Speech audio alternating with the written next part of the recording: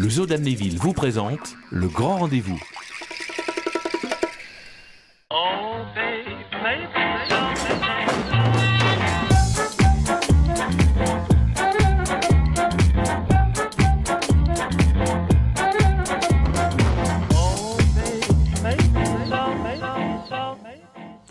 Bonsoir à toutes et à tous, bienvenue dans le grand rendez-vous. Alors ce soir, on va parler beauté, esthétique et coiffure. Et c'est avec Annick qui est déjà au salon que nous allons aborder ces thèmes hautement philosophiques et surtout 100% féminins. Mais il y a quand même un homme, je tiens à le préciser, voilà. Il nous attend tranquillement au salon, on les rejoindra dans un instant. Je vous donnerai comme chaque jour des idées pour vous occuper demain soir, vous éclater jeudi en Lorraine. Comment choisir les asperges? Eh bien, on le demandera à Lara, elle a toujours des bons plans et des bons tuyaux. Et elle a demandé à un grand chef alsacien de nous donner la clé concernant le choix des asperges. On verra ça tout à l'heure. Mais avant cela, je vous propose de découvrir ou plutôt redécouvrir les lieux lorrains sous un autre jour avec une petite touche de romance. Et pour cela, je reçois les membres de l'association La Mécanique des Rêves. Avec un nom comme ça, je ne veux pas vous mettre la pression, mais vous devez nous faire rêver ce soir. J'espère que vous allez nous faire rêver parce qu'avec un nom comme ça, forcément, on commence les mignons, badam boum, La Mécanique des Rêves. Il y a grosse pression pour vous. Et donc, Nicolas Chatou-Koumbi, président de l'association, est à mes côtés. Bonsoir à vous, Nicolas. Bonsoir. Vous êtes bien entouré puisque vous êtes venu accompagner d'Ariane, membre mais également actrice de l'association. Et puis François Camoès, scénographe et photographe. Bonsoir à vous trois. Bonsoir. Alors, pour comprendre ce que c'est exactement la mécanique des rêves, on va regarder un premier épisode. On n'en dit pas plus et on en parle juste après. Ça marche ? On regarde.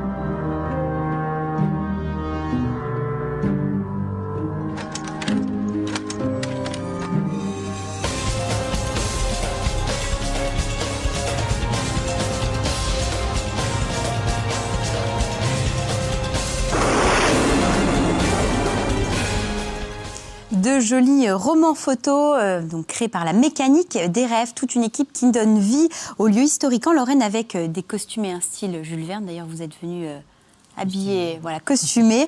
Alors, quand et pourquoi vous avez décidé, Nicolas, de vous lancer dans ce projet ?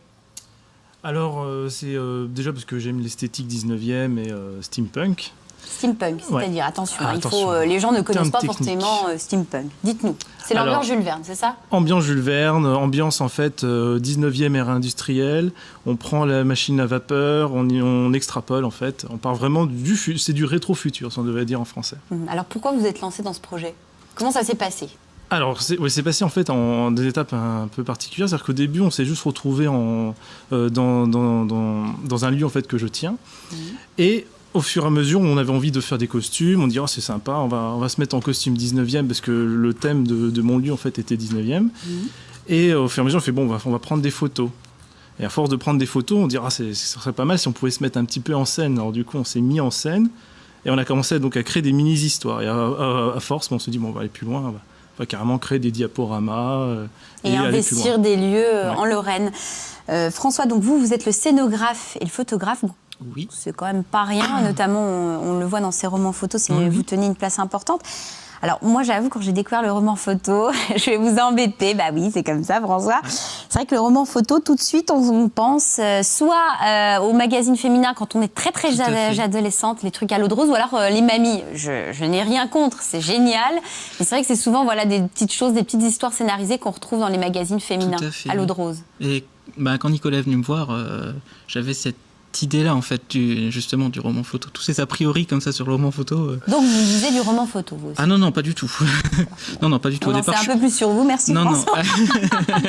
Au départ, je suis scénographe, donc je conçois des décors pour le théâtre, etc. Donc, c'est des activités annexes que je fais. En général, je travaille pas sur ce genre de choses. Et pourquoi le roman photo? Parce que c'est un petit peu... je vais pas dire has-been parce qu'il y a des ados qui lisent ça, mais c'est très à l'eau de rose, oh, Michael, je t'aime. Oh. Donc c'est pour ça. Oui, justement, on a voulu donner une vision différente du roman photo au départ, donc c'était une version papier, donc vraiment comme du roman photo, des petits épisodes, etc. Et ensuite, on est passé sur le diaporama parce que ça semblait plus logique, on va dire, dans l'esthétique, dans les souhaits, les ambitions, on va dire, de la mécanique des rêves. Pour avoir quelque chose de plus abouti. C'est pour ça qu'on a réussi à travailler avec des musiciens, etc. Donc il y a une vraie mise en scène. Nicolas, quel est le but de cette mise en scène? Est-ce que c'est aussi attirer des touristes et d'ouvrir finalement la vision sur des lieux lorrains, les voir autrement? C'est vrai que c'est ça l'intérêt, c'est que le fait de créer une histoire en plus dans des lieux historiques, c'est que ça permet de donner un autre regard, de refaire vivre le lieu. Et c'est ce qui me plaît en fait, c'est qu'en Lorraine, on a la chance d'avoir pas mal de sites historiques complètement 19e, donc ça s'apprêtait doublement, quoi. Vous vous êtes dit, on va exploiter ce que le patrimoine lorrain nous offre. C'est exactement ça. Quels sont les autres lieux en Lorraine que vous avez investis? Parce que bon, là, on l'a découvert, c'était le haut fourneau du Cange.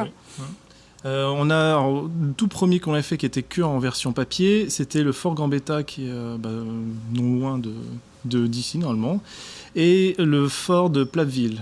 Donc ça c'est les sites là, puis après on en a d'autres en vue. D'accord. Bon, on va en parler des projets.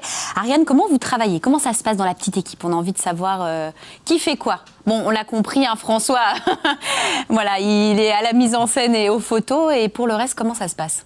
Alors, Nicolas nous fait les scénarios des fabulettes. Prochainement, nous avons un scénariste pour une web série aussi. Et donc, après avoir lu ce scénario, on le répète et François s'occupe de la mise en scène pendant qu'on tourne les scènes et voilà. Ça a été difficile de vous convaincre à participer à ce projet-là, Ariane, ou pas du tout? Non, pas du tout, parce que Pourquoi? j'aime beaucoup l'esthétique 19e. Les projets à venir, Ariane l'évoquait, une web série, mais vous voyez les choses en grand? Ah bah oui, toujours, c'est le but. C'est-à-dire qu'en fait, le diaporama continuera quand même d'exister, mais la web série, c'est le nouveau projet qu'on avait en fait un peu depuis le départ prévu, quoi. Par la rencontre avec François, maintenant, on est sûr de concrétiser. Et est-ce que les séries comme Un gars, une fille, ou encore Scène de ménage, ou Kaamelott, ça vous inspire? Ah oui, ça vous fait rêver? C'est le but? Est-ce que l'objectif, il est là? J'aimerais faire des petits épisodes comme ça, c'est ce que j'aimerais qu'on fasse. Ouais. D'accord, bon, c'est bien, vous êtes ambitieux. Et au niveau des retours? Alors, justement, on trouve qu'on a beaucoup de retours pour très peu de temps d'existence. Pour l'instant, on est plutôt content. Le diaporama a été mis en ligne sur YouTube, il y a pas mal de visites. Il y a pas mal de personnes qui commencent à nous connaître. On a aussi eu beaucoup d'Allemands aussi qui sont venus nous voir alors qu'on est complètement extérieur. C'est vrai que c'est assez étonnant. La sauce prend bien. François, quels sont les prochains lieux que vous allez investir? Voilà, dans l'immédiat, on a prévu beaucoup de choses au fort de Platteville déjà, parce que c'est tellement grand qu'il y a beaucoup de choses à faire. Et pour la web-série, si j'ai le droit de le révéler... oui, en exclusivité, en exclusivité, voilà. Le regard à Nicolas, c'est Nicolas qui donne le top départ. Donc c'est le patron. Donc vous pouvez dévoiler l'info, Je peux dévoiler. Donc on a prévu normalement de faire quelques scènes à Vigie, vu qu'il y a le train à vapeur. Je ne sais plus trop c'était quoi les autres lieux. À Pétange, à Pétange, au niveau de la gare, c'est ça.